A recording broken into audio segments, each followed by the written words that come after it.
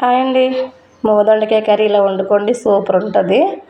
ఇలా స్టవ్ మీద కళాయి పెట్టుకొని ఆయిల్ పోసుకుని ఆయిల్ వీటాక ఇలా దొండకాయలు వేసుకొని, దొండకాయలు వేగే లోపల మనం మసాలా మిక్సీ ఆడేసుకొని, గరం మసాలా మిక్సీ ఆడి పక్కన పెట్టుకొని, అది మిక్సీ గిన్నెలో ఉల్లిపాయ టమాటా కూడా మిక్సీ ఆడేసుకొని, దొండకాయలు వేగిపోయాక తీసి పక్కన పెట్టుకున్న ప్లేట్లో ఇలా పచ్చిమిర్చి వేసి, మనం ముందుగానే ఆడుకున్న ఉల్లిపాయ టమాటా పేస్ట్ వేసి వాటర్ పోయేదాకా బాగా ఉల్లిపాయ టమాటా ముద్ద వేపుకొని, తర్వాత మసాలా ముద్ద వేసుకొని, మసాలా కూడా పచ్చివాసన పోయేదాకా వేపుకున్నాక మీ టేస్ట్ తగ్గ సాల్ట్ 2 స్పూన్లు, కారం టీ స్పూన్, పసుపు వేసి బాగా పచ్చివాసన పోయేదాకా ఉంచాక మనం ముందుగానే కట్ చేసి పెట్టుకున్న దొండకాయలు ఉన్నాయి కదా, దొండకాయలు వేసుకొని బాగా మసాలా పట్టేలాగా ఉంచండి. చిన్న సైజు నిమ్మపండు అంతా చింతపండు తీసుకొని చింతపండు పులుపు తీసేసి, ఈ కూర అయితేనండి చేపల పులుసులా ఉంటుంది తెలుసండి, చాలా బాగుంటుంది.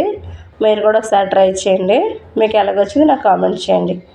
ఇలా మసాలా పట్టేసి ఇలా ఉంచాక చింతపండు పులుపు వేసి లాస్ట్లో దించే ముందు స్టవ్ కట్టేసి కొత్తిమీర కరివేపాకు వేసి మూత పెట్టి 10 నిమిషాలు ఉంచండి.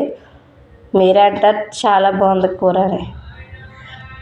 అలాగే నా వీడియోలు నచ్చితే కామెంట్ చేయండి. నాకు మీకు ఎలా ఈ కర్రీ కూర మీకు ఎలాగొచ్చిందో నాకు కామెంట్ చేయండి. చూసారా నోరు వరుతుంది కదా, ఇంకెందుకు లేట్ ఇలా చేసుకొని నాకు కామెంట్ చేయండి.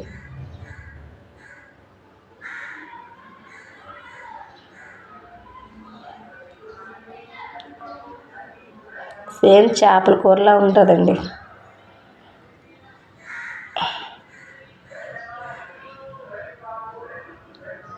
నా వీడియోలు నచ్చితే కామెంట్ చేయండి, నా వీడియోలు షేర్ చేయండి. అలాగే నా ఛానల్ సబ్స్క్రైబ్ చేసుకోండి, గౌరీ అఫీషియల్.